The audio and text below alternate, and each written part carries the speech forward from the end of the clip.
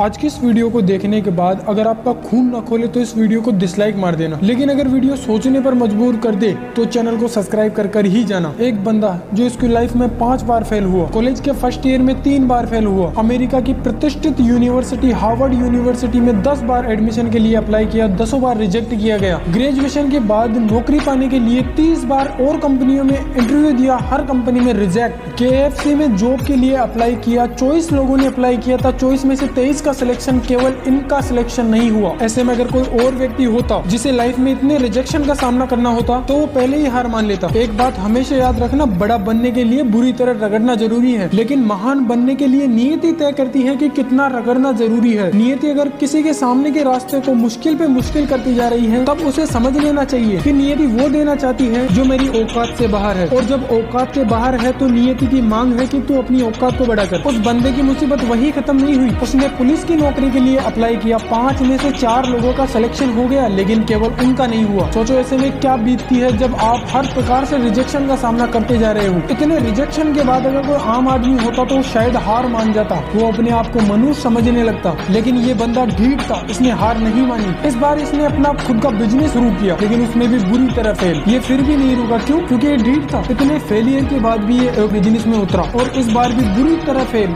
ये fail again fail की इस क्राइटेरिया को पूरा करता जा रहा था। शायद ही किसी ने अपनी लाइफ में इतने फेलियर देखे होंगे जितने इस बंदे ने अपनी लाइफ में देखे हैं। ये पूरी तरह कंगाल हो चुका था, इसके पास कुछ भी नहीं बचा था, लेकिन इसके पास एक ऐसी चीज थी जिसे प्रकृति भी इससे नहीं छीन सकती थी। वो था इसका सफल होने का पागलपन, वो थी इसकी जिद। ये बंदा इंग्लिश भाषा को सीखने के लिए इसने अपने देश में विदेशियों का गाइड बनना स्वीकार कर लिया। इससे इसे पैसे भी मिले और इसकी लैंग्वेज में भी परिवर्तन हुआ। एक अमेरिकी टूरिस्ट के कारण इसे अमेरिका जाने का मौका मिला और वहाँ जाकर वहाँ की दुनिया को ऑब्जर्व किया, वहाँ की टेक्नोलॉजी को समझा, और वहाँ के कंप्यूटर में अपने देश का नाम सर्च करने पर उसे रिजल्ट नहीं मिला। तब वो वापस अपने ही देश में आकर उसी टेक्नोलॉजी पर काम करने लगा और अपने दोस्तों से कुछ पैसे उधार लेकर अलीबाबा कंपनी की शुरुआत की। ये कंपनी ई-कॉमर्स का काम करती थी, शायद आप इन्हें अब जान चुके होंगे, लेकिन इनकी समस्या अब तक समाप्त नहीं हो चुकी थी। इसमें भी इन्हें कई समस्याओं का सामना करना पड़ा, कई बार पैसों की समस्या आई, लेकिन जैक मा ने इस कंपनी को कभी भी हार मानने नहीं दिया, क्योंकि उनकी प्रवृत्ति में हार मानना लिखा नहीं था। आज जैक मा नाम नहीं है, एक ब्रांड है, ब्रांड जिसे हम द आंट ग्रुप के नाम से जानते हैं या अलीबाबा के नाम से जानते हैं। आज ये कंपनी पूरे विश्व में व्यापार करती है और अपनी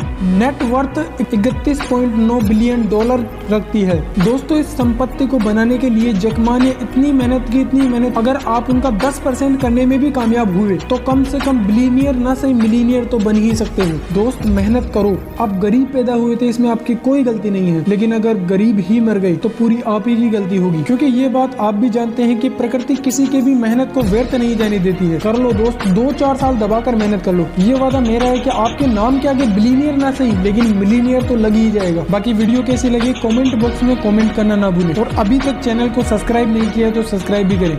धन्यवाद।